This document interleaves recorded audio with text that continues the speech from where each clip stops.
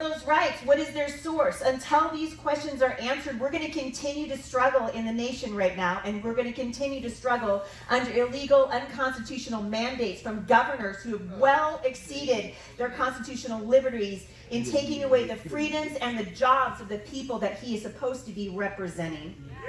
And I don't know about you, but I've had enough. When I got the phone call asking if I would consider running for Jamie Herrera's seat, my first response was, heck no. I'm not going to do that. Politics is a nasty business, but why is it nasty? It's nasty because good people, ordinary people have jobs to do. It's nasty because the people that are making our nation the nation that it is, the people who are so invested here, we are invested in our jobs, we're invested in our families. They don't want to go to Washington, D.C. They want to stay here and raise a family and teach their children to be good citizens, right? We want to teach our children what it means to be an American. And while we're doing that, our elected officials are doing everything in their power to undermine what we are trying to do here at home. And I say tonight, we put a stake in the ground and say, no more. It stops tonight. Yeah.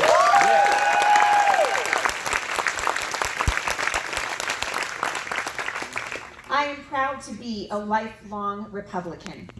My granddad took me campaigning for Ronald Reagan when I was just a little girl, and I remember very much his love for politics. He was a pastor. This is another reason why I'm excited to see so many of you guys here tonight. Forever and ever, for the last several generations, we have heard a lie being perpetrated among the people of the United States, and that is this, that there's a separation between the government and the people, between the church and the state, and that the church has no vested interest in politics. I'm here to say that is not true, and we need to come together against it. Thomas Paine, back in the days of the American Revolution, explained that rights are not gifts from one man to another, nor from one class of men to another, as the ruling class in Washington, D.C. and our Governor Jay Inslee would like you to believe. It is impossible to discover any origin of rights other than the origin of man. It is consequently following that the rights appertain to man in the right of his own existence and must therefore be equal to every man. Oh, he's going to do it again. He did me like this on purpose. $1.99 a minute.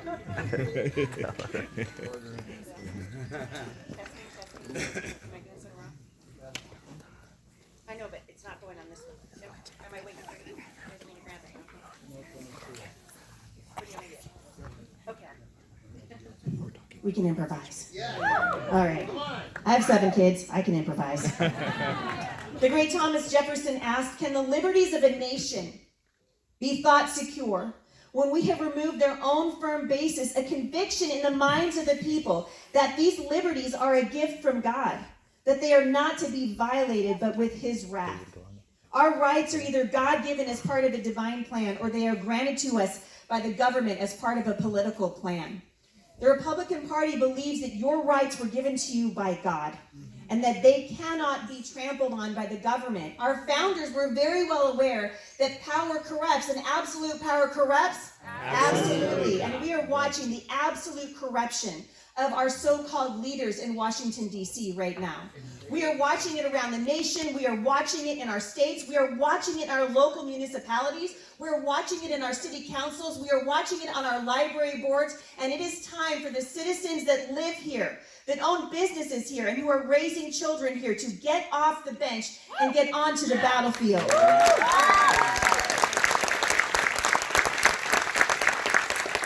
The Republican Party believes that the best government is a government that is for the people, of the people, and by the people. What that means is that if you send someone like Heidi St. John to Washington, D.C. to represent you, I am working for you. I don't work for myself.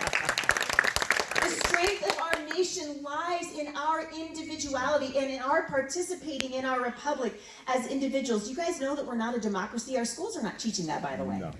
We are a constitutional republic. We are that's why you pledge allegiance to the republic for which it stands, right? One nation, under God, indivisible, with liberty and justice for all. We are a constitutional republic. Free enterprise and individual initiative is what has made this country great. And we are watching as our elected officials are taxing us to death. Taxing and spending. Are you guys watching what Joe Biden's doing right now? Oh, yeah. New tax. I was writing about New this taxes. earlier today because the Biden administration is reportedly planning what is going to be the largest hike in federal taxes in nearly 3 decades. And I'm telling you right now, he's not going to do it alone. He's going to do it on the backs of weak-kneed Republicans. Republicans in name only, who we send to Washington, D.C. and to our state capital, Olympia, to defend and represent us, and who are doing anything but. They just recently passed the COVID-19 relief package. Did you guys know that 91% of that money is not going to pandemic-related causes? We knew that. 91%. Are these people representing you? No. They're not representing me. COVID is just the excuse that they needed to pass their list of progressive policies, bailouts, and payoffs, and I am sick of it.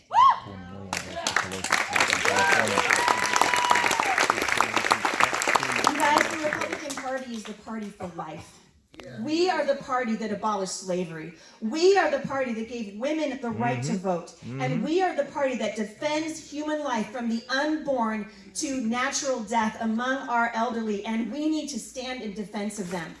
Since Joe Biden has come into the White House, he is rolling back. Do you know now that your tax dollars are paying for the murder of the unborn all around the world? Ouch. Do we really think that the blessing of Ouch. God will abide on this country if we stand by silently and allow this to happen? Socialism is on the march in our country. It is amazing to me what is happening in our schools. It is amazing to me as a mother of 7 children to watch what is happening as these universities have been conducting what they are calling the slow march of socialism and now Marxism and communism through our schools and our universities. It needs to stop. We are in a crisis in our nation, and I view my running for Congress as a wartime appointment.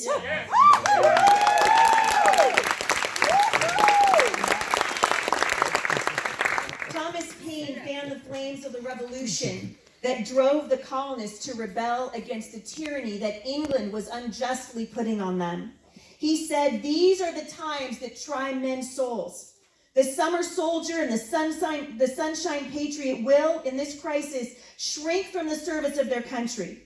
But he that stands it now deserves the love and thanks of man and woman. Tyranny, like hell, is not easily conquered. Yet we have this consolation with us, that the harder the conflict, the more glorious the triumph. What we obtain too cheap, we esteem too lightly. It is dearness only that gives everything its value.